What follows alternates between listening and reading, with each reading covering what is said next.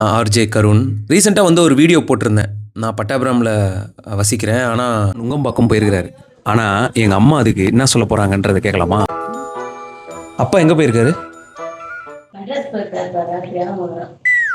சரி, பயங்கரமாக வைரல் ஆச்சு அந்த வீடியோ. பார்த்துட்டு இன்னும் என்ன வெறுப்பேற்றுறதுக்காக வந்து என் ஃப்ரெண்டு வந்து ஃபோன் பண்ணி, மச்சா திருத்தணிக்கு வந்தேன், அப்படியே உங்கள் வீட்டுக்கு வந்து ஸ்டே பண்ணிட்டு மறுநாள் சென்னைக்கு போகிறேன் அப்படின்லாம் வந்து சொல்லி வெறுப்பேற்றினா. என்னோட பிக் எஃப்எம்லேயே வந்து கமெண்ட்லாம் பண்ணியிருந்தாங்க, இந்த மாதிரி என்னப்பா சென்னை பிக் எஃப்எம் கேட்குதா இல்லை திருப்பதி பிக் எஃப்எம் கேட்குதா அப்படின்லாம்.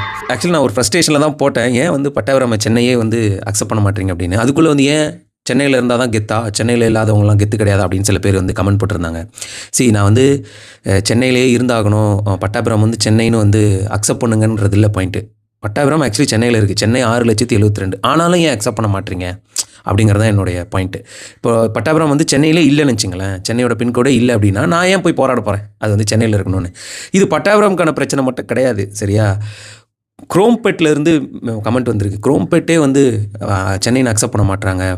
இந்த பக்கம் மாதவரம், அம்பத்தூருங்க. நான்லாம் வந்து நிறைய பேருக்கு பட்டாபிராம் தெரிலனா அம்பத்தூர் பக்கத்துலன்னு சொல்லுவேன். அந்த அம்பத்தூரே வந்து சென்னையில் வந்து இல்லை அப்படின்னு சொல்லி ரிஜெக்ட் பண்ணுறாங்க. ஆவடி, அம்பத்தூர், மாதவரம், குரோம்பேட்டு, பொழிச்சலூர், அதாவது இந்த பக்கம் மணப்பாக்கம் அக்செப்டடு சென்னைன்னு, ஆனால் கெருகம்பாக்கமோ இல்லை அதுக்கு பக்கத்தில் இருக்கிற பொழிச்சலூரோ வந்து அக்செப்டட் கிடையாது சென்னைன்னு.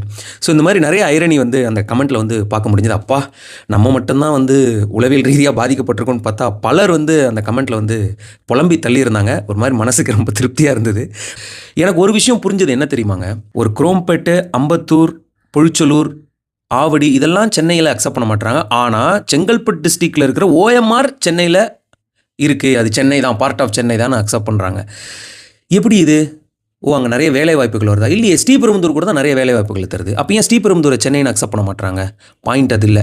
எங்கெல்லாம் வந்து அதிக சம்பளம், ஒயிட் காலர் ஜாப், இந்த சோ கால் ஒயிட் காலர் ஜாபில் ஒரு மாதிரி பயங்கர தொலைதூர நெடிய பயணம் மேற்கொண்டாலும் அது வந்து எங்கள் பார்ட் ஆஃப் சென்னை தான்டா. ஸோ துட்டு இருந்தால் தான் நீ பார்ட் ஆஃப் சென்னை. அதாவது சொந்தக்காரன், ஃப்ரெண்ட்ஸு, காசு இருந்தால் தான் மதிக்கிறானா, ஊரே காசு இருந்தால் தான் அந்த ஊர் இன்னொரு ஊரை வந்து அக்செப்ட் பண்ணுது, சென்னை தான் அப்படின்னு சொல்லி. அதுதான் எனக்கு இந்த வீடியோ மூலமாக புரிஞ்சுக்கிட்ட ஒரு மேட்ரு. நீங்கள் அக்ரி பண்ணுறீங்களா? உங்களோட கருத்துக்களை சொல்லுங்கள். எந்த பகுதி பயங்கரமாக காசு சம்பாதிக்குதோ அதை ஈஸியாக சென்னைன்னு அக்செப்ட் பண்ணிக்கிறாங்க. For example OMR. ஆனால் குரோம்பேட், மாங்காடு, இந்த பக்கம் தின்னனூர், ஆவடி, அம்பத்தூர் இது எதுவுமே வந்து பார்ட் ஆஃப் சென்னை கிடையாது. ஏன்னா அதெல்லாம் 10 பைசாக்கு பிரயோஜனம் கிடையாது.